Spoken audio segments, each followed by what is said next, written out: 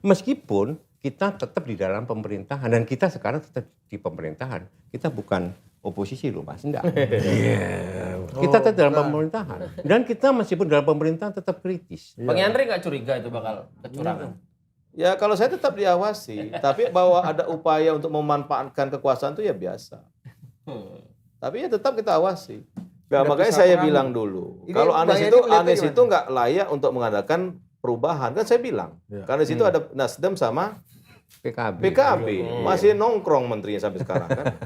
Tapi memang yang perlu diwaspadai soal pilpres karena ini 3 calon dan sudah tak lagi bersama PDIP. Jadi pemilih-pemilih Jokowi non PDIP ini kan migrasinya memang ke Prabowo, itu nggak bisa dibantah. Dan Pak Jokowi saya pikir juga sama. Berarti akan ada rencana dari inisiatif dari fraksi PDI di parlemen untuk memanggil aparat hukum untuk dilakukan. Sudah kan? Udah hari ini.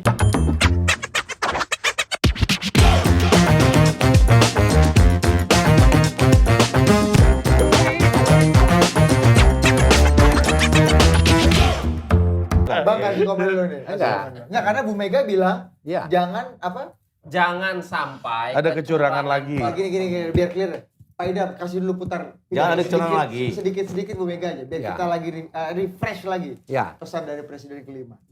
Megawati. Pak Idam. Nah ini apa yang terjadi di Mahkamah Tapi suaranya Konstitusi? nggak ada di Pak Idam. Sadarkan kita semua Hmm. bahwa berbagai manipulasi hukum kembali terjadi. Itu semua akibat praktek kekuasaan yang telah mengabaikan kebenaran hakiki politik atas dasar nurani. Pemilu yang demokratis, yang jujur, adil, langsung, umum, bebas, dan rahasia harus dijalankan tanpa ada kecuali. Rakyat jangan diintimidasi seperti dulu lagi. Jangan biarkan kecurangan pemilu yang akhir ini terlihat sudah mulai akan terjadi lagi. Gunakan hak pilihmu dengan tuntunan nurani. Semoga Allah yang Maha. Gunakan hak pilihmu dengan tuntutan Belum. nurani. Coba lagi. Ya. Masukin barang. Jadi gunakan hak pilihmu sesuai dengan tuntutan nurani dan jangan sampai lagi ada intimidasi Dan kecurangan lagi. dan kecurangan lagi. Nggak, contoh intimidasi itu di pernah mana ada Pak presiden Jarod? dong sebelumnya. Biar kita Jadi selesaikan ini barang kan. Di mana contoh intimidasi? Enggak, kecurangan itu Iya kan? semua orang mengatakan para budayawan, intelektual, keputusan MK ya 90 itu salah satu bentuk kecurangan. Bagaimana hukum itu direkayasa. Kekuasaan betul-betul mempergunakan aspek hukum itu rekayasa pada satu institusi lembaga yang sangat berwibawa. Itu kan itu betul-betul menyadarkan kita bahwa itu ada yang berpolitik tanpa hati nurani untuk memuluskan jalan seseorang untuk bisa maju. Itu satu bentuk. Yang kedua, intimidasi dan sebagainya ini kan sebetulnya peringatan.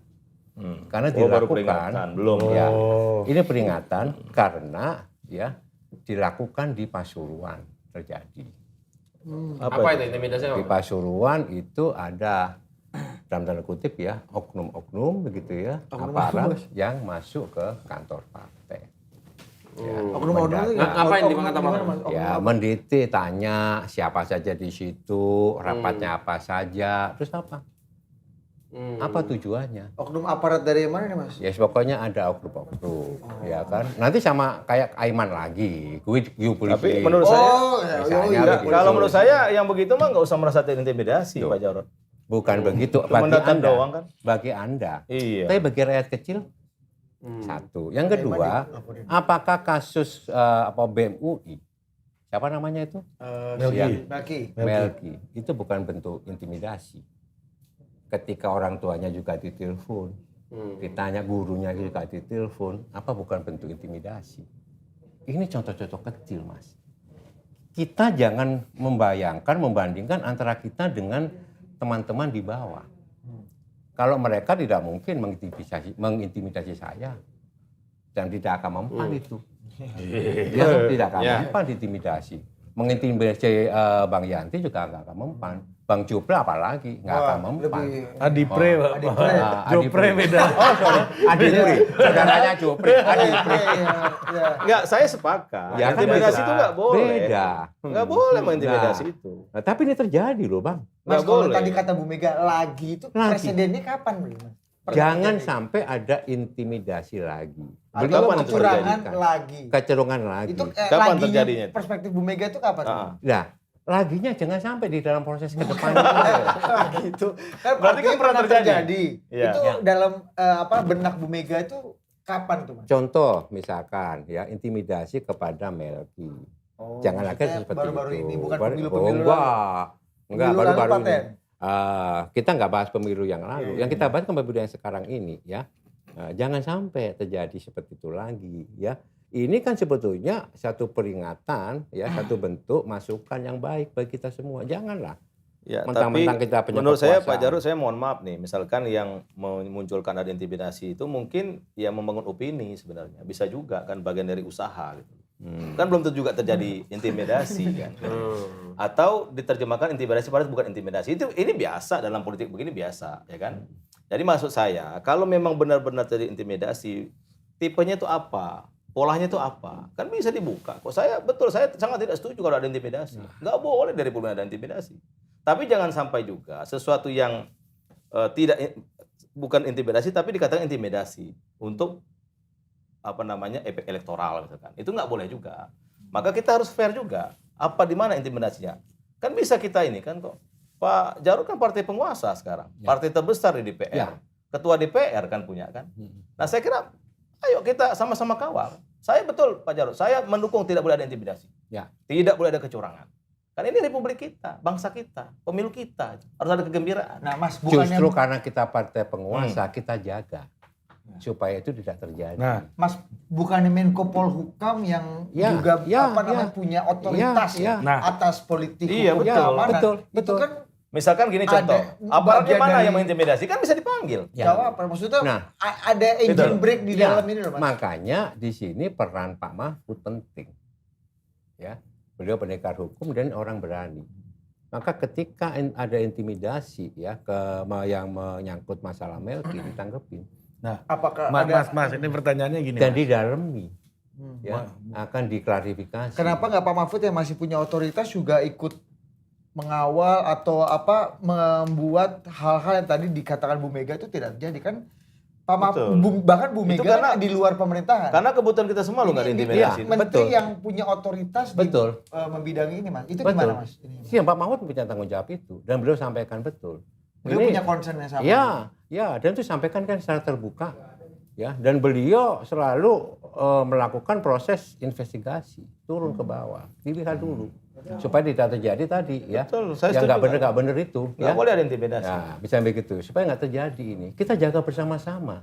Cuma Apa yang jangan juga disuarakan jangan sampai ada yang nanya, ada yang datang, ada yang nelpon dianggap intimidasi. Itu juga perlu ada Oh ya, iya dong. ada perlu Apa definisi jelas soal definisi intimidasi? jelas. Iyalah. gitu. Saya tiap Iyalah. hari diintimidasi sama telemarketing. Mohon izin, Tawarin Pak apa? Jarod. Ya. Nah, ini konkret aja nih kita Ya. nanya nih. Jadi dengan isu intimidasi ini, pemilu yang bebas dari intervensi dan lain-lain tadi, PDI akan mengambil langkah sejauh apa? Pertama, misalnya apakah diskursus di media, himbauan-himbauan aja, atau sampai memanggil aparat ke Komisi 3, ketua Komisi 3-nya Ya. kan PDI juga. Ya. Atau gitu Pak kan. Menko Polhukam yang Ya, sejauh otoritas. apa? Kita bikin action. Ah, Kita bukan hanya himbauan. ya. Tapi Dan juga sebagian besar perlu kepala daerah itu tindakan. PDIP loh sekarang, Iya. sebagian Ya. besar. Ya. Iya, tapi kan nanti akan jadi PJ semua toh. Ganti PJ. Ya iya loh, ganti PJ. Nah, actionnya apa? Misalkan Komisi 1. Itu di luar bener-bener. Bener juga Mas. Betul nggak? Bener-bener. Komisi Kita nggak 1. kepikiran itu. Ya, Komisi 1 itu misinya bikin panja. Netralitas TNI. TNI. Ya, itu untuk memastikan toh. Iya, bagus iya. ya. Udah, jalan. Sudah. Ya. Nah, sudah bikin. Komisi 3 saya dengar itu juga mau panja tentang netralitas Polri.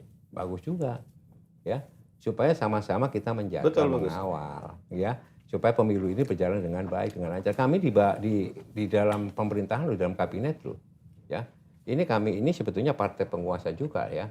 The ruling party ini kan PD Perjuangan, ya kan, dan kita wajib menjaga ini. Kewibawaan ini. Dan Pak Jokowi saya pikir juga sama. Berarti akan ada rencana dari inisiatif dari fraksi PDI di parlemen untuk memanggil aparat hukum untuk dilakukan. Sudah ini. Enggak di Komisi 3 nanti ya. Ya, soal Komisi isu 3 ini. kan lagi berproses di situ. Komisi 1 kan sudah. Pak. Udah. Nah, oke. Aparat hukum kan Komisi 3 Ya. kan. Sudah. Nah, kemudian sekarang bagaimana dengan teman-teman anggota kader simpatisan dan masyarakat? Ya bentuk aja posko. Posko pemilu jurdil tadi Ya, posko Desa pemilu jurdil. 83.000. 83.000 Kalau di itu di semua desa. Ada spanduknya. Ada spanduk. harga satu spanduk. Harga sepatu spanduk itu kalau murah. Harga satu spanduk ya kurang lebih kalau itu 50.000 cukup. Nah, Adi Play 35 matang. Ini juga profesional. Coba Adi Play. Coba. Adi Play tangan Terjemahkan Adi Play. dulu nih diskusi Bang Yandri. Ya, lu bisa nggak pas harga Tapi 35.000? penting loh, menghilangkan intimidasi penting. Saya paling ngelawan tuh kalau ada intimidasi. Nggak Ini- boleh. Karena begini sebenarnya kalau bicara tentang pemilu curang, intimidasi, netralitas ASN dan seterusnya itu biasanya itu ditujukan kepada penguasa. Kenapa penguasa? Karena yang punya daya jangkau untuk mengorkestrasi semua instrumen-instrumen itu adalah kekuasaan. Siapa kekuasaan itu? Eksekutif. Siapa itu eksekutif? Ya presiden. Kan presiden itu kan punya daya jangkaunya luar biasa, Pak. Ini kalau bahasa dua kerongkongan emas ini, kalau presiden kan nggak perlu ngomong secara instruksional, tegas, to the point, hitam putih apa maunya. Kalau presiden ingin pohon kelapa, ngelihat aja tuh pohon jatuh, Pak. Betul. Kan begitu bahasa kawan-kawan kita ini berdua. Itu artinya apa? Jadi wajar. Kita yang lain. Kapan gua kawan ya? Kapan gua Ini yang menurut saya menjadi penting, ini warning Tapi aja. gua mau mempertanyakan tesis lu secara akademik nih. Berarti penguasa ini di kepala Dr. Adi Pre ini entitas tunggal atau pemilik sahamnya banyak nih? Iya, Jangan-jangan kalau PDI punya saham juga di sini. Presiden. Nasdem juga punya Iya. saham, presiden juga punya saham. kayak tadi itu Iya kan kan? ruling party. Iya. Kalau Ini jangan-jangan sahamnya sama-sama aja, cuma Iya. ada yang teriak, ada yang enggak kan bedanya itu. Di aja. otoritas hukum itu ada Menko kalau Polhukam, dulu ada sebelum Menkumham. deklarasi, sebelum ada penetapan debat soal capres dan cawapres, mungkin orang banyak yang punya investasi terhadap kekuasaan itu ya, terutama partai-partai penguasa dan presiden, kan itu. Tapi kalau sudah definitif diputuskan siapa kandidat capres yang bertarung, nomor urut 1, nomor urut 2, dan nomor urut 3, saya kira memang kekuasaan politik itu mengacu kepada eksekutif, bukan yang Tunggal. lain. Tunggal, Pak. Jadi hal-hal yang kemudian itu tidak satu barisan, tidak satu napas, pasti itu ditertibkan. Berarti udah Itu resmi nih alamiah. PDI ini oposisi nih hari ini nih ya berarti ya. Ya tidak perlu dijelaskan, sudah oposisi. Nggak, tapi kan masih ada di dalam rumah eksekutif itu sendiri. Kan sebenarnya itu yang gua nggak kalau bisa- kalau logik PDIP gua ya. agak sedikit kritis ya. Memang sejak awal juga sering menyampaikan sesuatu yang agak sedikit berbeda dengan Jokowi. Kayak misalnya lu kalau soal desa, tadi Mas Jarod bilang di setiap desa ada apa Posko posko jurdil. di mana ada di rumah warga ada spanduk harga 50.000 lu bisa kasih 35. Tapi kan nanti kita bicara itu. Tapi kan sekarang Kementerian Desanya itu PKB. Iya. Ya, pendamping desa kalau nggak salah 39.000 ya fasilitator. Iya benar banyak tuh. Ini banyak sekali maksudnya. PKB. PKB ada di kubunya. Dan kalau tadi ngomongin bansos yang akan membagikan PDI, Risma. Bu Risma. PDIP Mensos. yang Iya, betul. paling besar ya lini Iya. sektornya ya. Nah ini gimana menjelaskan Iya. Ini ya, multipolar dalam tubuh kekuasaan ini? Gitu Apakah loh. memang tunggal kekuasaan Iya. berarti Pak Jokowi atau memang ada produk derivatifnya yang lebih kan Bansos masalahnya- itu 98 triliun. apa? Bansos itu ada 98 triliun anggarannya. Dan situ kan ada Bu Risma di situ. Nah, iya. Bang Yandri nggak curiga itu bakal kecurangan? Ya kalau saya tetap diawasi, tapi bahwa ada upaya untuk memanfaatkan kekuasaan itu ya biasa. Tapi ya tetap kita awasi. Tadi saya acara sama Kemensos tadi di Oh, iya. apa, Mitra. Mitra Mitranya, selamat. mitranya. Betul. Jadi Bu Risma masih tegak lurus atau gimana? Ya kalau Bu Risma itu ke Pak Jokowi masih oke, tapi masih lebih oke ke Bu Mega lah. Oh. Dia kader kan. Lanjutkan dulu. Lanjut. itu tentang kecurangan. Dan kalau saya sih paling bisa ingin mengatakan, kan di Undang-Undang Pemilu sudah tegas ya, nomor 7 2017. Ada sejumlah keharaman-keharaman yang tak boleh dilakukan oleh peserta pemilu itu. haram hukumnya berkampanye di tempat ibadah, haram hukumnya menjadikan tempat pendidikan sebagai instrumen kepentingan politik, macam-macam lah. Tapi yang prinsip Kalau pasal di lembaga pendidikan boleh sekarang. harus seizin. Tapi kan pasal 280 kan prinsip menurut saya. Satu, haram hukumnya menyertakan perangkat-perangkat desa dan kepala desa itu nggak boleh. Haram hukumnya menyertakan ASN, haram hukumnya menyertakan anggota polisi dan TNI. Nah, kalau itu prinsipnya ya saya kira memang kita harus menjadikan pemilu itu jujur dan adil. Cuman kan problemnya trust kita terhadap politik, trust kita terhadap statement-statement elit itu nggak sampai, Pak. Karena kalau politisi ini bicara 1000, yang benar tuh cuma 1,5. Kan itu problemnya. Di depan itu ngomongnya malaikat, di belakang agak berbeda. Jadi hal-hal yang indah sifatnya substantif, aroma surgawi itu bisa jadi neraka semua, Pak. Oh, ini baru lagi nih. Ya kan memang Aroma begitu. surgawi jadi neraka ini Kenapa? baru lagi Nanti nih. next perkenalan gue pakai pepatah itu ya. Apa itu? Aroma surgawi surgawi. neraka itu ya. Oh iya. Susu sudah tumpah kan udah tadi udah Kan dibahas. memang Udah sering. Udah sering. Karena udah diratapi sekarang. Udah jangan kau ratapi lagi. Udah patah ya. Udah patah tadi ya. Kan itu yang sering saya sebut, saya termasuk orang yang agak polos kan membaca politik dari awal. Polos, Bos. Bukannya sering keluar masuk komisi 7 Anda? KTP-nya dititip di Pamda. Polos dalam arti begini, dulu kan kita membayangkan PKB dan PKS itu, NU dan PKS ini kan Nggak mungkin lah ketemu. nggak mungkin, tapi Apa ini ketemu. istilah Anda cingkrang sama sarung? Sama sarung. Gitu. Jadi kaum cingkrang sama sarung. Bisa ini ketemu kan ya? susah. Ketemu. Itu kan saya dulu sangat polos. Saya dibully gara-gara bilang ini antara minyak dan air susah ketemu. Betul. Siapa yang bisa membayangkan Pak Prabowo dengan Pak Jokowi mesra? Dan Kan bahkan begitu. beberapa ada pimpinan NU tuh di beberapa wilayah mengharamkan PKS loh. Sampai sekarang, Pak. Tapi sekarang sudah halal katanya. Iya termasuk. Abang tuh lihatnya gitu nggak? Ini emang air minyak nih bang masih bang. Yang itu masih air minyak. Jadi itu yang saya sebut sangat polos banget gitu. Termasuk dulu misalnya saya itu agak polos membaca bahwa Jokowi itu nggak kemana-mana iman politiknya. Ternyata juga pindah, Pak. Makanya saya ingin mengatakan bahwa ya sekeras apapun persaingan pemilu di 2024, jangan-jangan pasca Pilpres itu kemudian saling rangkulan ya. Itu yang saya khawatirkan. Saya belum nemu nih, apakah PDIP misalnya nanti di 2024 akan tetap merangkul atau kalau ada yang merangkul itu akan mau, Pak. Karena tradisi politik PDIP kan merangkul nih 2014, 2019. Kalau boleh saya sarankan Pak Jarod, kalau menang lagi nggak perlu merangkul Pak. Oh iya, capek ya. Nanti dikutip Pak Jarod, nanti dikutip Pak Jarod. Jadi politik persatuan, politik gotong royong, politik akomodasi itu kan keinginan surgawinya, Pak. Iya, Tapi keinginan duniawi bicara yang lain itu justru membesarkan anak-anak macan yang selama ini pindah gitu loh, Pak. Kalau Kan bahasa itu yang enak- terjadi. kalau Yang bahasa- ingin saya katakan apa? Bisa saja orang yang diakomodasi. Ini bahasanya Bang dirangkul. Adian dulu di Total Politik pernah bilang gini, Pak Jokowi ini terlalu menghidupkan lawan politiknya. katanya. Iya. Memberi Ngasih makan. untuk lawan politiknya. Ya terlepas dari bahasa itu ya, saya dari dulu mengatakan bahwa yang kalah itu harus jadi oposisi. Haram hukumnya menjadi bagian dari Ini pemenang. menarik nih omongan Anda Ya. nih. Kita masuk ke wilayah ide. Kebetulan ada Makanya, Pak Jarod nih jadi sekarang. siapapun yang menang nanti, terutama PDIP atau kubunya Bang Yandri, nggak perlulah rangkul-rangkul yang kalah, jangan Nah. sosok baik itu. Ya, kalau kata Nagabuna rangkul nikah masuk juga kan.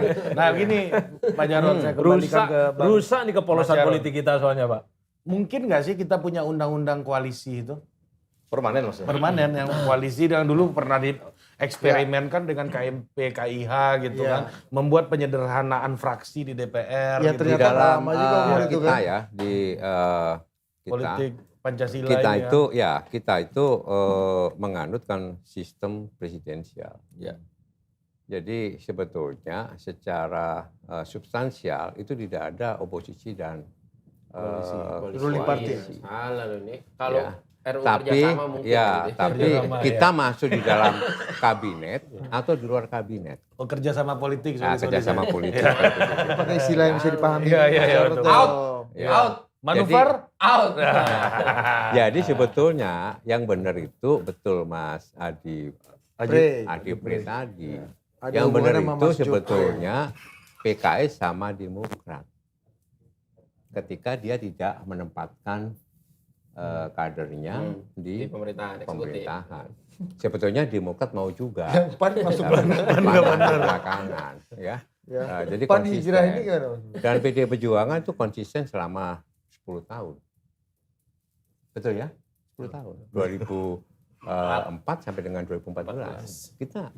Inilah sebetulnya prinsip di dalam politik itu berdasarkan setia pada konstitusi dan setia pada nilai-nilai kebenaran, nilai-nilai etik.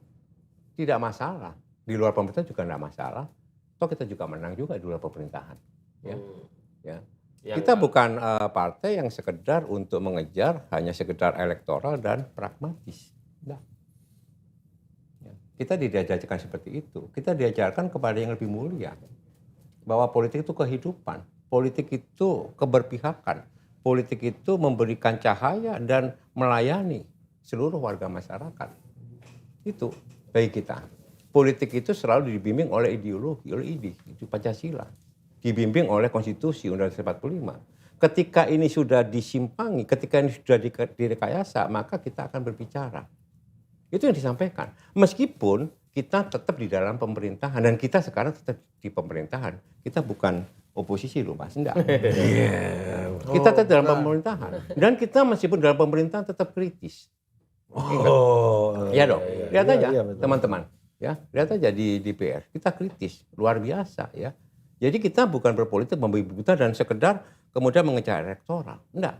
Rakyat itu sekarang sudah cerdas. Berkali-kali kita melakukan pemilu. Rakyat bisa memilah dan memilih. Ya, mana sebetulnya partai yang betul-betul menyuarakan dan kemudian membantu mereka. Ini. Nah, oleh sebab itu sekali lagi, marilah kita berpikir bukan sekedar praktis, pragmatis, sekedar mikir secara elektoral, tetapi kita menyimpangi nilai-nilai moral dan akal sehat, apalagi menyimpangi konstitusi dan ideologi. Tapi undang-undang kerjasama itu nggak perlu ada berarti Mas? Kalau menurut saya nggak perlu ada, Pak. Basisnya etika dan moralitas saja. Dan ideologi. Dan ideologi. Masing-masing Supaya lebih jelas masing-masing kalau di dalam, masing-masing di dalam, partai di luar, itu kan di punya luar. platform sendiri. Masing-masing partai punya ideologi, menerjemahkan ideologi, ya punya platform sendiri, punya anggaran dasar dan rumah tangga sendiri. Ya, sehingga tahu posisinya. Ya. Dan saya mengapresiasi sebetulnya PAN 2014 sampai 2019 di luar ya. Iya. Di luar. Dan Terakhir masuk. Masuk tapi hebat.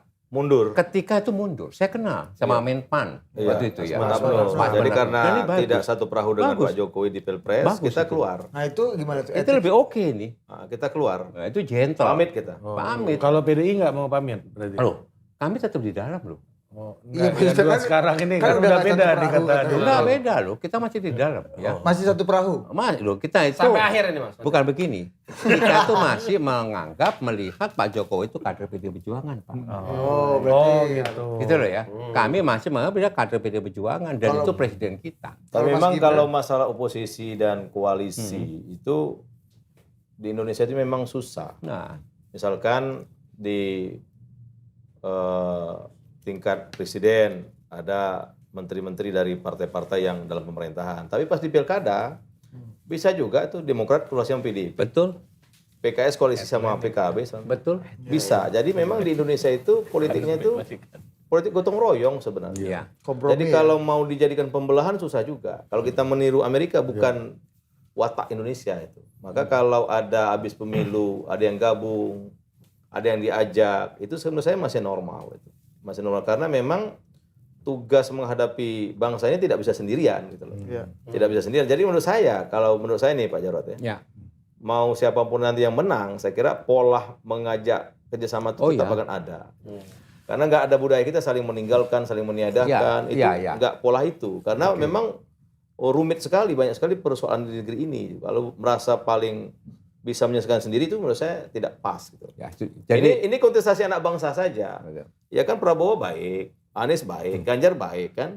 Tinggal memilih di antara yang terbaik ya, serahkan kepada masyarakat. Mantap juga. Iya kan? Bang, tapi gue Nah, untung masih ada yang mau nyalon presiden. Ya, ya. Iya kan? Iya. Ini luar biasa. Bang, aku sedikit aja mau nyambung tadi Mas Jarot memuji dulu Presiden Asman Abnur. Ya. Ya, Oke. ketika sudah mau jelang-jelang beda perahu nih, Betul. Pamit. pamit dengan elegan. Betul, betul. Iya kan? Nah, tadi ada komentar juga, dia kan katanya Adipre ya PD Perjuangan ataupun partai-partai lain misalnya Nasdem, PKB kan udah dianggap, diasumsikan. Enggak, udah makanya bisa saya perahu. bilang dulu. Ini Kalau Bang Anies Yani itu melihatnya gimana? enggak layak untuk mengadakan perubahan. Kan saya bilang. Karena di situ ada Nasdem sama PKB. PKB. Masih nongkrong menterinya sampai sekarang kan. Dari mana perubahan itu? Kalau PDI? PDIP saya kira narasi-narasi dibangun sama PDIP masih bagus karena memang mereka dalam pemerintahan gitu. Perlu melanjutkan yang bagus-bagus, ada penyempurnaan. Tapi kalau perubahan siapa yang mau dirubah? Bansos nggak diadakan lagi, marah masyarakat. Ya kan? Tenaga pendamping desa karena dianggap tidak bagus mau dirubah sama Caimin, kan marah dong masyarakat. Jadi apa yang mau dirubah coba? Iya kan? Lupa lagi nih, mantap. Apa yang mau dirubah? Ya kan? Ini aroma rekonsiliasi udah terasa nih. Baru disuruh kompromi.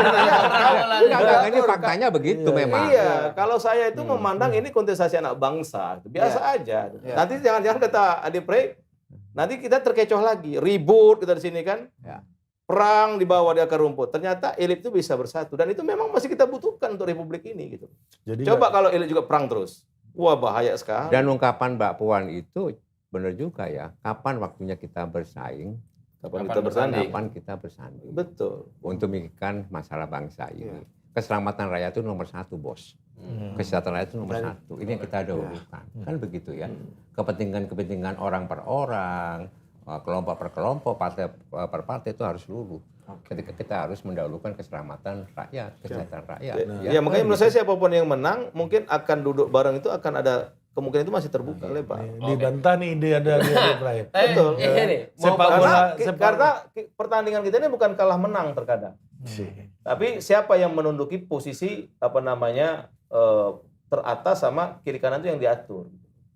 Itu aja persoalannya. Karena kalau mau gagah-gagahan menang-menangan, bahaya sekali republik ini. Kan sangat heterogen kan kita ini kan. Digosok aja sedikit bahaya sekali. Dan kita nggak akan bisa membangun. Orang luar akan cepat masuk. Maka saya kurang setuju kalau luka itu kita pelihara terus, nggak mungkin. Salah satunya undang-undang tadi ya, Dulu kerjasama aja, politik. dulu aja sepak bola ini Bang, ada sepak bola Pancasila ini Bang, juaranya 2. Supaya nggak ada yang menang bersama ini, Bang. Jadi maksudnya gini, biarkanlah Anies bertarung, Pak Prabowo bertarung, Pak Ganjar bertarung. Kita berterima kasih. Tanpa harus, meskipun beda perahu, tanpa harus even mundur seperti Asman Abnur di 2000. Oh, kali itu hak masing-masing partai. Kita nggak bisa ikut campur. Iya.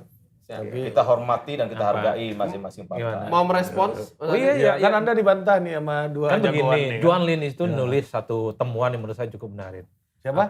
Juan Lins, jadi ilmuwan politik yang paling mentop, markotop yang sering dikutip oleh ilmuwan manapun termasuk Indonesia. Jadi ada yang disebut dengan cacat bawaan dari sistem presidensialisme multipartai ekstrim. Apa? Sering terjadi deadlock karena ada satu istilah yang disebut dengan divided government. Jadi DPR dan pemerintah itu seringkali terbelah. Ya, itu dalam sistem presidensialisme multipartai.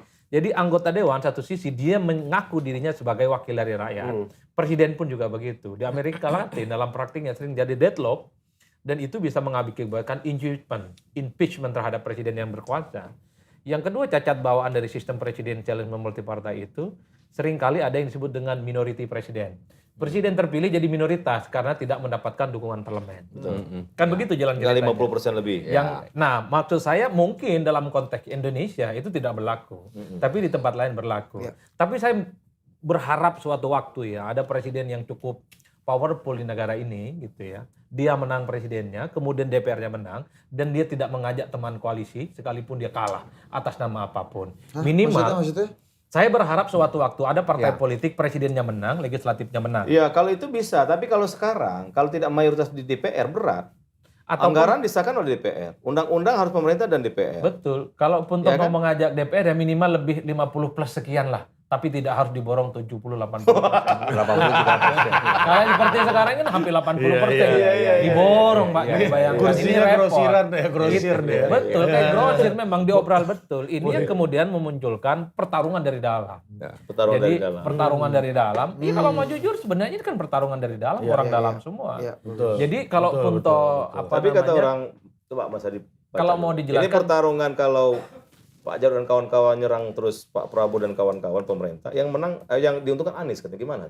Enggak juga. Enggak juga ya? Gimana? Enggak penting ini, coba agak panjang dikit lah ngomongnya. bahasa elektoral nih menarik nih. Iya, Yang dari menang juga itu- itu ini. Katanya makanya Anies naik sekarang. Yang menang itu undecided voter jadinya. Banyak yang kecewa dengan Nah. sikap politik Pak Jokowi itu tidak otomatis ke Anies. Begitu ya? Banyak yang ke undecided voter, yang undecided voter 15 jadi 20. Kan itu aja. Yang awalnya 10 jadi 15. Menyembunyikan dulu pilihannya. Iya, karena banyak pemilih Jokowi, pemilih Pak Prabowo, ini tak suka sama Anies, itu aja judulnya. Tadi nggak otomatis ke Anies gitu. Itu yang saya sebutkan Bang, dalil abang yang sering kita kutip, Bainas sama walubang sumur itu masih terjadi. Iya, Jadi iya. kalaupun toh ada orang kecewa dengan Jokowi, kecewa dengan Prabowo Subianto, itu tidak otomatis ke kubu perubahan. Enggak. Oh, iya. Tidak sesederhana itu, karena mereka ini rata-rata pemilih rasional. Pemilih rasional itu sangat anti dengan politik identitas, pembelahan dan seterusnya. Oleh karena itu, sekalipun kecewa dengan Prabowo, sekali lagi itu tidak otomatis dia lompat ke orang yang selama ini dianggap sebagai antitesa. Ini bukan seperti orang nuangin gelas ke air yang kosong gitu loh, Pak. Enggak sederhana itu, Pak. Itu yang saya sebutkan, dukungan itu tidak bisa diwariskan, Pak. Tapi harus ada kerja dan rekayasa secara politik. Tapi kalau melihat fenomena di sejumlah survei yang tadi disebut oleh Bang Yandri, bahwa ada kenaikan suara Prabowo Gibran, ini ngelihatnya karena faktor Gibran atau emang karena faktor Pak Jokowi yang dilihat di belakang Gibran? Kalau saya membaca migrasi pemilih Jokowi lah kalau nggak dari Kalau Ganjar saya ke membaca karena faktor Pak Jokowi ya, karena harus diakui secara popularity misalnya. hegemoni Gibran. itu di sini Pak Jokowi ya, Betul. secara politiknya di sini. Jadi memang kenapa Jokowi itu selalu dikaitkan dengan dukungan politiknya di Pilpres ya, terutama ke Pak Prabowo dulu dikaitkan dengan Ganjar. Ada faedah elektoral Pak, yang itu tidak bisa kita lupakan. Jauh-jauh hari saya selalu mengatakan, bahkan di forum ini saya ngomong kalau tidak keliru, kalau Jokowi kelihatan memberikan dukungan secara terbuka kepada siapapun, itu elektabilitasnya bisa naik 4-5%. Itu automatically, bisa di Google itu, saya sering ngomong itu. Di podcast, di Detik, dan seterusnya, dan seterusnya. Jadi kalau Pak Jokowi teridentifikasi mendukung Ganjar dulu, kalau elektabilitas Ganjar 30, bisa naik jadi 35%. Kalau Jokowi teridentifikasi mendukung Prabowo Subianto, automatically yang awalnya Prabowo 30, kita asumsikan bisa jadi 35. Jadi faedah elektoral ini yang saya kira bisa menjelaskan juga kenapa Prabowo yang dulu sempat memang sangat tipis dengan Ganjar Pranowo khususnya, dia belakangan muncul secara signifikan di survei-survei yang terkonfirmasi. Yang kedua, Itu karena Jokowi efek berarti kesimpulannya. Jokowi efek Pak, Jokowi efek.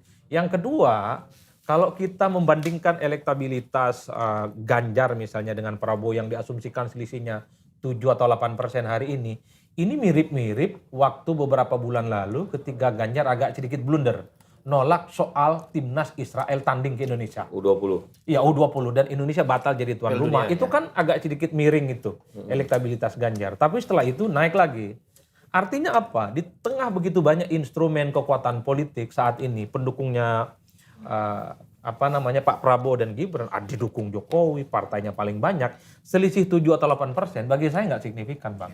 Mestinya selisihnya 15-20%. Itu bisa jadi kabar baik. Begitu banyak dukungan, dikapitalisasi. Kalau selisih 7 atau 8% itu kan mirip-mirip 3 bulan, 4 bulan lalu, di mana Ganjar itu sedang, ya mungkin keseleo lidah, atau mungkin sedang disengaja betul bahwa penolakan terhadap Israel itu adalah satu yang prinsip. Mas Adipre, kalau kita lihat data set pilkada, ini kita karena pilpres kita belum banyak kan, maksudnya belum kayak Amerika yang presidennya udah puluhan gitu yang bisa kita jadikan mengambil pola gitu. Kalau kita lihat dari pilkada misalnya dan pilpres juga sebelumnya, itu kenaikannya berapa persen sih seorang kandidat tuh bisa sampai dalam 1 bulan itu berapa persen biasanya? Rata-rata. Oh, Kalau rata-rata. kita ngelihat pola patternnya gimana? Iya 1-4% bisa Per bulan? per bulan ya. Tergantung isu dan tergantung kerja-kerja lapangan. Isu itu jangan disepelekan.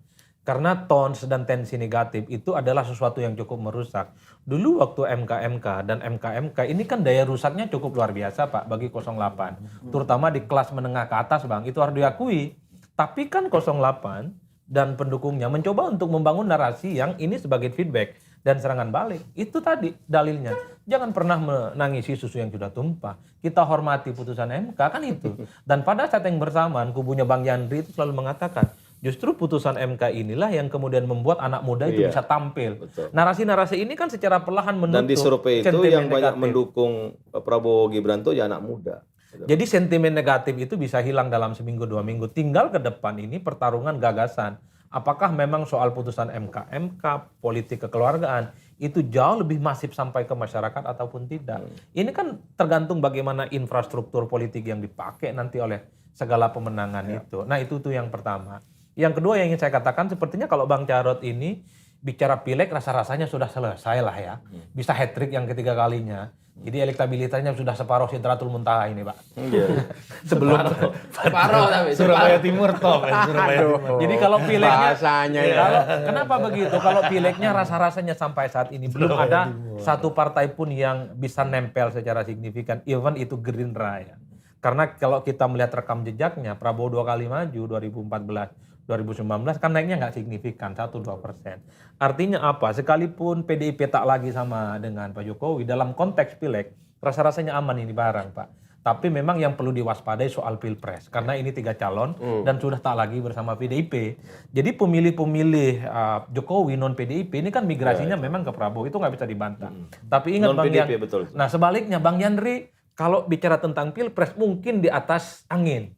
Didukung Pak Jokowi, partainya banyak, surveinya yang kredibel katanya menang. Tapi ingat Bang, partainya juga harus diselamatkan awal ini. Jangan Kalau sampai PAN itu sibuk. memang beberapa kali pilpres, kita untuk pileg memang kita berusaha di internal sendiri dan tidak pernah kita berharap terlalu dengan pilpresnya karena kita memang punya pola. Hasil survei internalnya Dan gimana PAN itu Bang? kan selalu disurvei 2%, 1% pemilu-pemilu lalu ya. Tapi hasilnya kan 7-8%. Nah, sekarang PAN sudah 5,6, 6%. Rumusnya katanya kali 2,5%. Udah bagus. Jadi PAN itu baru pertama kali dalam sejarah Republik Indonesia pasca reformasi, baru kali ini surveinya bagus.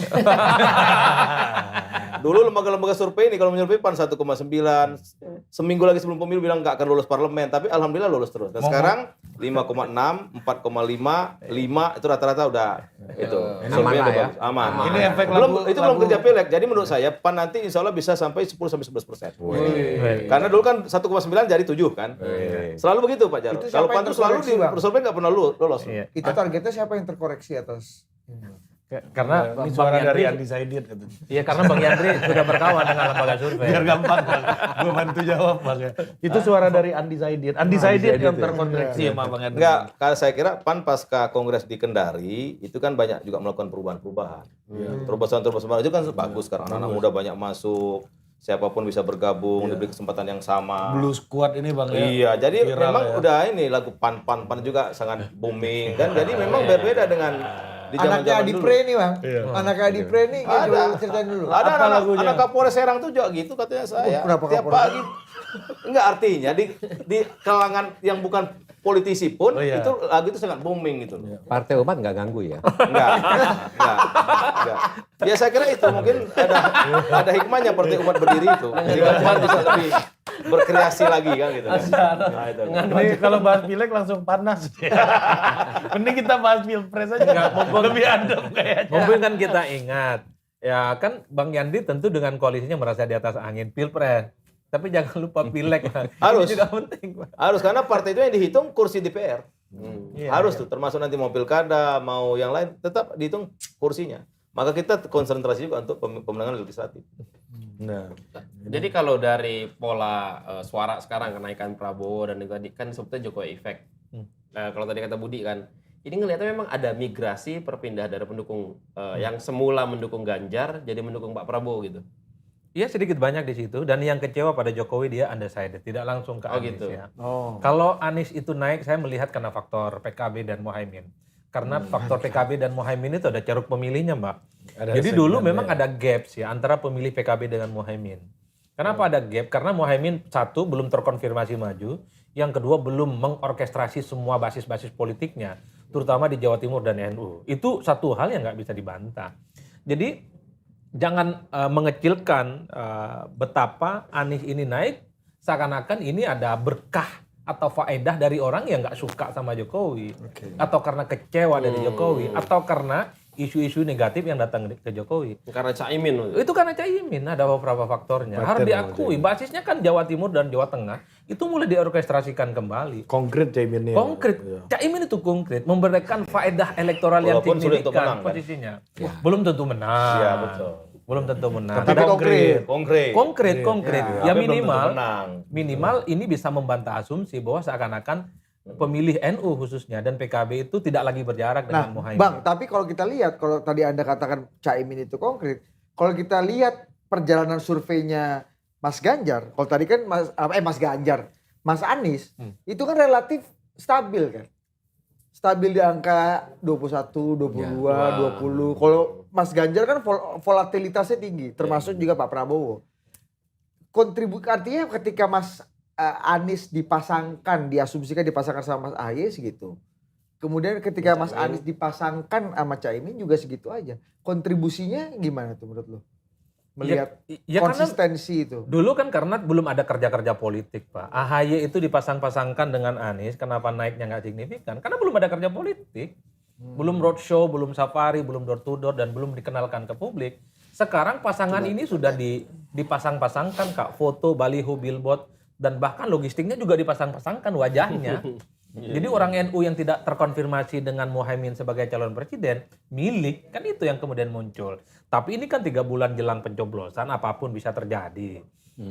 Saya menduga mulai tanggal 28 November ini kan semua kontestan pasti serangan daratnya semakin kencang.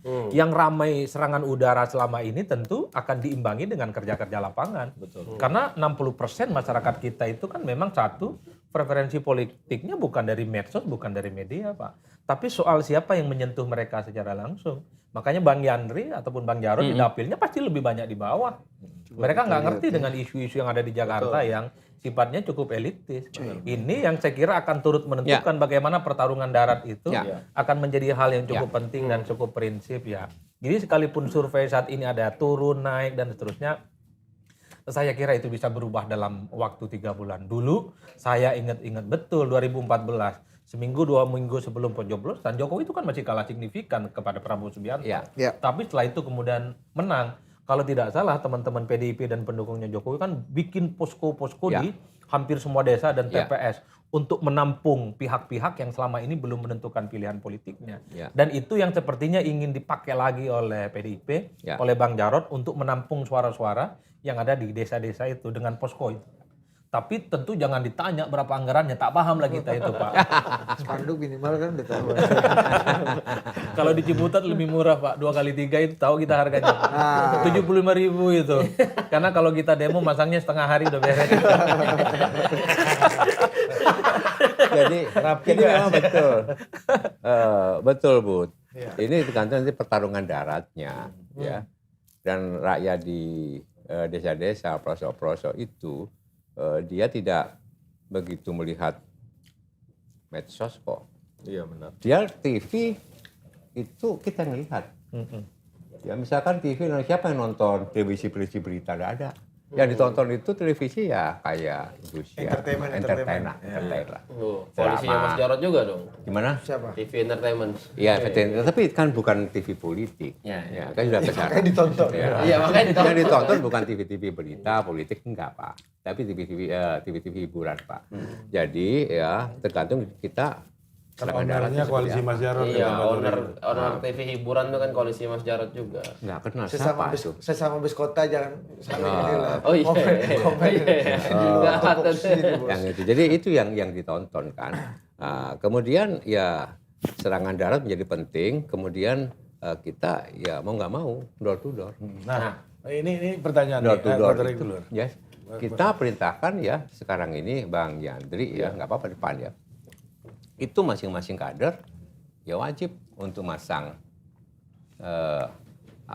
stikernya Pak Ganjar, Pak Mahfud di rumah-rumah dan dengan izin.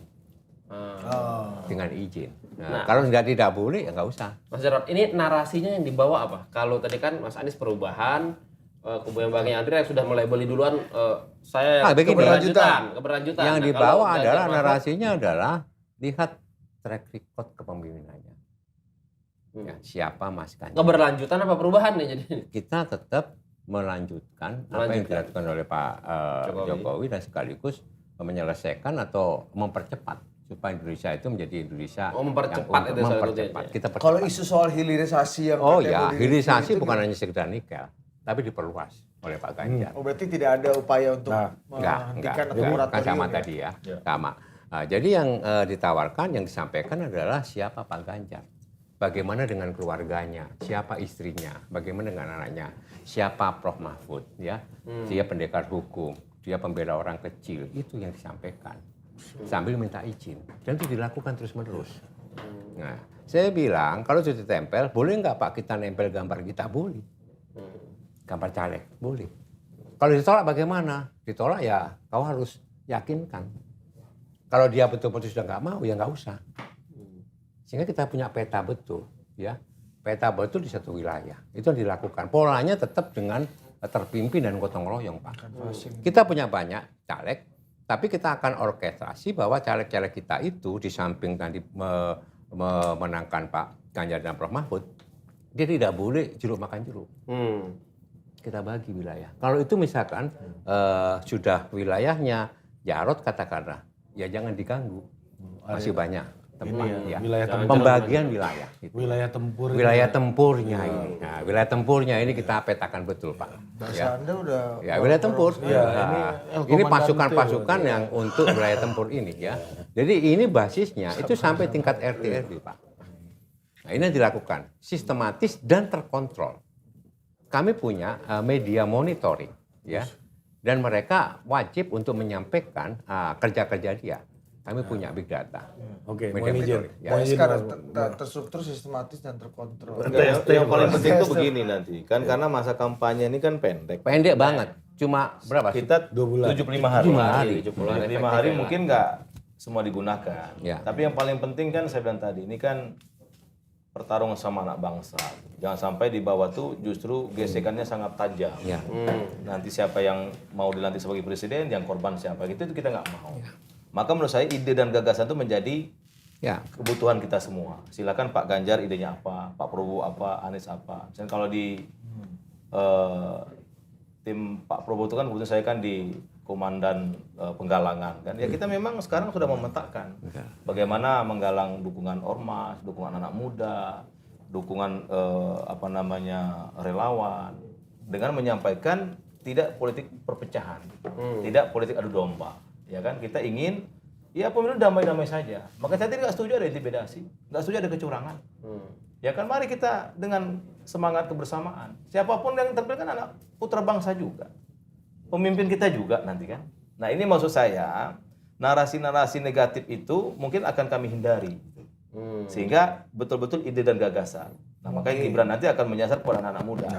Terkonfirmasi kan yang di survei itu, yang mendukung Prabowo Gibran sekarang banyak. Ya Gen Z, milenial dan sebagainya. Nah mungkin itu akan kami lebih maksimalkan. Dan akan bagi tugas sama dengan mungkin Pak Jarod tadi. Akan bagi tugas Gibran di mana, Pak Prabowo di mana, ketua-ketua umum partai di mana, tokoh-tokoh publik di mana, itu akan kami bagi. Sehingga pesan di perang darat itu sampai. Nah, sehingga nanti sekali lagi siapapun yang menang, saya kira kita harus siap menerima itu. Selama itu tidak intimidasi, tidak ada kecurangan. Terus sekali lagi, Anies putra terbaik kita. Pak Prabowo juga begitu, Pak Ganjar juga begitu. Kita terima kasih kepada 3 pasang ini. Tapi kita memilih di antara yang baik untuk yang terbaik. Kan begitu kan?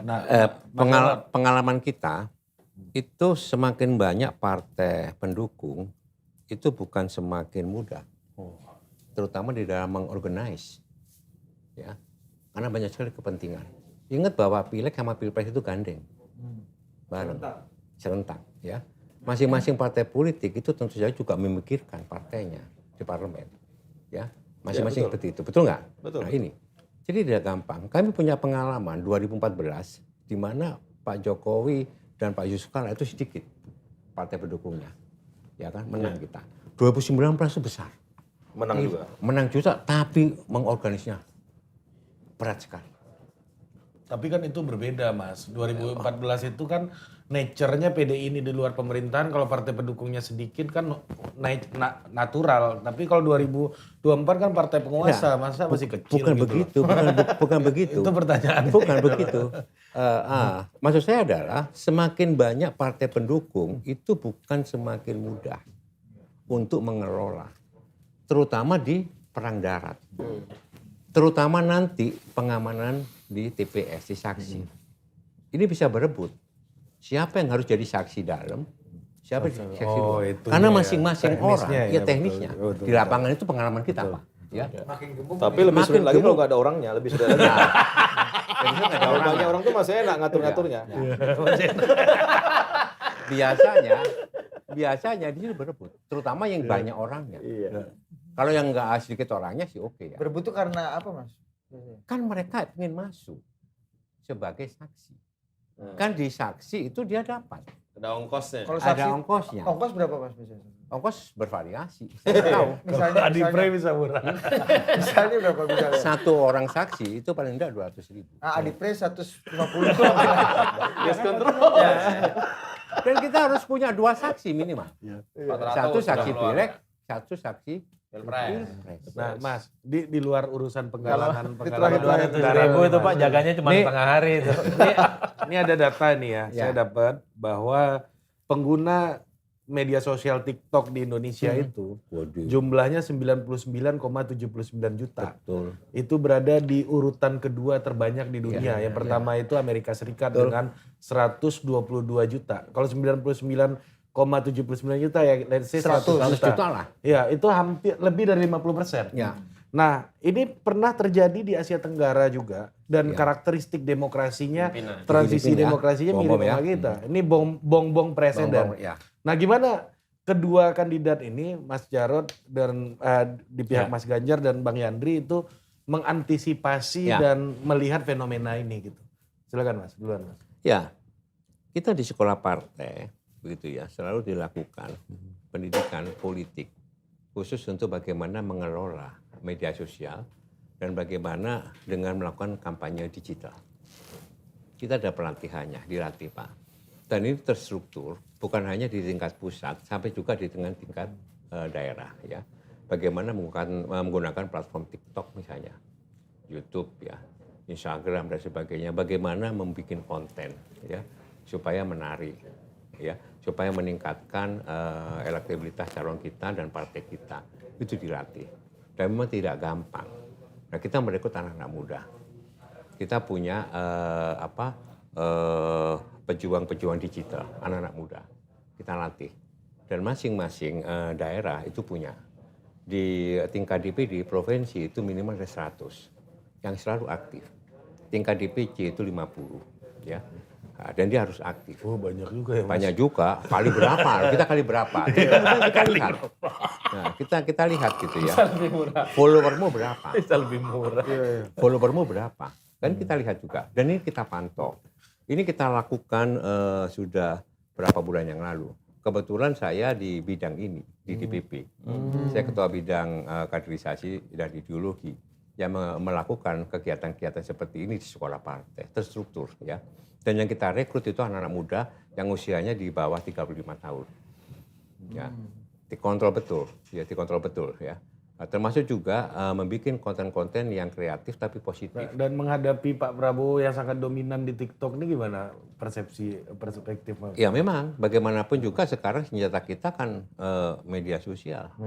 Ya, kita punya handphone ya kita latih itu. Tapi narasi-narasi itu harus kontennya positif. Tidak boleh sara, tidak boleh macam-macam ya. Itu harus kita jaga betul, Pak. Kita jaga betul ya. Dan kita kontrol betul. Tidak boleh nyerang secara pribadi, tidak boleh. Ya, memang tidak gampang karena mereka juga pingin kalau tidak sangat vulgar itu nggak ada yang nonton. Biasanya kan suka-suka vulgar itu, ya. Nah, ini yang dihindari. Jadi sekarang bagaimana menarik. Nah, kita punya banyak pegiat-pegiat itu yang sebagai trainer ya. Misalnya kita punya keluarganya Anang ya. Anang Family itu followernya besar sekali Pak. Bisa 100 juta kali ya followernya ya. Ya family-nya ya. Itu punyanya Torik, punyanya Yonglex. Oh itulah pokoknya lah. Yoris bukan anak family. Bukan. Anak dari mana dia? Anak ideologis. Misalnya begitu ya. Yonglex anak ideologis. Nah, Jangan cuma pilih family. kesulitannya adalah bagaimana memasukkan nilai-nilai ideologis, nilai-nilai kebangsaan, nilai-nilai kemanusiaan, nilai-nilai kepartean itu bisa masuk ke situ. Itu agak susah memang. Ya. Nah, tapi bagaimana nilai-nilai ideologis itu dipraktekkan di dalam kehidupan sehari-hari dan itu bisa diviralkan melalui TikTok. Ini kita latih Pak. Secara terus-menerus.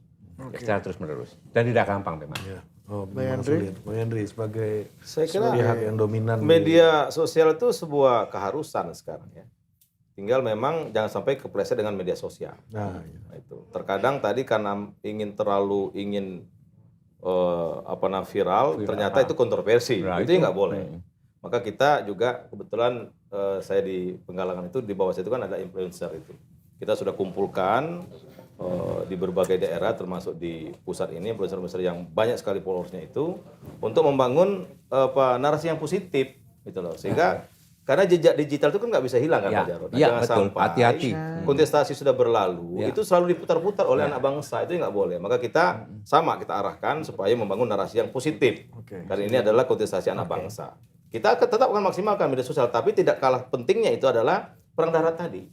Karena ketemu kemudian berinteraksi langsung itu terkadang lebih terasa ikatan emosionalnya. Nah, maka dua sisi ini tetap akan kami maksimalkan selama 70 hari kampanye nanti. Gitu. Ya, biasanya kalau vulgar itu kan di blur ya supaya nggak vulgar. Silakan. Ya, Diburamkan, sebagai diburamkan. penutup ini kurang lebih prediksi pertarungan ke depan yang seperti apa? Ini Sampai kita seminggu ke udah depan. mau kick off banget ini. Apa? Ya, Apakah pasti- akan pasti ada ramai. gejolak-gejolak yang agak Ya, serius? pasti semakin ramai dan reshuffle pasti kabinet semarak misalnya ya. atau apa? Saya menduga memang eskalasinya akan semakin panas dan akan semakin naik ya. Terutama soal kampanye-kampanye negatif pasti akan muncul. Soal MK-MK itu kan juga kampanye negatif. Kenapa kampanye negatif? Itu faktual dan dianggap tidak menguntungkan salah satu calon. Itu satu. Kalau melihat perdebatan narasi politik per hari ini di medsos terutama, memang kubu Prabowo itu mendominasi, Bang Jarod. Iya, Itu akui. paham. Di Twitter ataupun Iya. di TikTok itu Iya. cukup luar biasa. Nyaris itu tidak bisa dibantah. Bahkan ada istilah gemoy itu ya saya kira gemoy. itu cukup viral. Itu bagian dari mengadaptasi bagaimana penggiat-penggiat medsos khususnya di TikTok itu kan terkonfirmasi. Yang kedua memang ke depan itu apapun serba mungkin terjadi ya. Mungkin di surveinya Bang Yandri selisihnya di kisaran angka 7-8% itu signifikan memang. Kenapa yang saya sebut bisa berubah? Kekuatan Bang Yandri bisa berkuat, bisa nambah dan bisa juga berkurang. Begitupun dengan Bang Jarod, bisa kurang, bisa nambah. Kan itu kemungkinan-kemungkinannya. Itu artinya apa? Bagi saya pertarungan ke depan sangat tergantung bagaimana mengkapitalisasi semua instrumen-instrumen kemenangan politiknya. Kalau per hari ini surveinya Bang Yandri itu menang 7-8%, ya dengan kekuatan politik yang ada bukan tidak mungkin ke depan ini mereka semakin melihat hilal politik kemenangan kan begitu. Tapi bagi Pak Jarod, kubu teman-teman PDIP, kemudian P3, Perindo dan di situ ada Hanura, bukan tidak mungkin dalam waktu 3 bulan ini menurut survei internal mereka akan membalik keadaan. Kan itu kemungkinan-kemungkinan yang ada. Oleh karena itu ya bagi saya pertarungannya masih rata, masih datar. Dan kalau membaca per hari ini tentu yang akan lolos putaran kedua adalah 08 dan Pak Ganjar ya. Tinggal bicara soal putaran yang kedua. Karena narasi putaran satu Kalau ada pertama putaran memang... kedua, kalau satu putaran kan nggak berputar lagi. Oh iya mungkin terjadi tapi agak sedikit rumit kalau membaca rumusnya ya. Tapi Karena putar-putar terus lah ya Allah. bukan. Artinya apa? Kalau bisa menang satu putaran luar biasa dan dahsyat ini.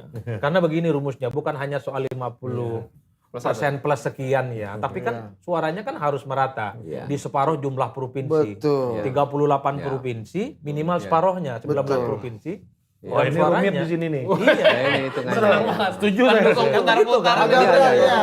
Kan yang paling penting Spanduk kita bagi. Bagi dua Pak, bagi dua. Harganya diturunin. Lebih murah Bang. enggak menang di separuh provinsi itu Ya, betul. dalam logika misalnya mendapatkan suara 20% minimal. 20%. 20% jumlah pemilih. Oh itu nggak gampang. Tapi kalau itu bisa dilakukan oleh kubu 08, GP ataupun Amin, karena semuanya mengklaim Sabutu Putaran menang, Pak. Itu hebat dan mantap betul ini. Mantap, menurut saya mantap. Tiga-tiganya loh. Kampanye Satu putaran. Semua kampanye satu putaran. Karena itu bagi Republik juga penting. Cuman Tidak kalau Bang melanggar. Yandri itu kan diperkuat dengan survei-surveinya, macam-macam lah, menang satu putaran. Tapi dan berat seterusnya. kayaknya ya. Berat. Wallahu alam bisawab, Pak. Ada peluang, ada peluang. Saya terlampau polos membaca politik. Mungkin juga bisa terjadi. Semoga polos. Karena Bang Jarod juga bisa melihat Jarod enggak. bisa jatuh putaran. Tapi lu bisa ongkos saksi lebih murah tuh. Oh, bisa. Tapi begini, kalau saksi itu per orang 200.000 itu jam 11 sudah pada kabur. Itulah kata mentor kita di salah satu mentor kita. Siapa? Namanya Bambang Harimurti. BHM. When you give peanut, You will get monkey. sampai jumpa lagi.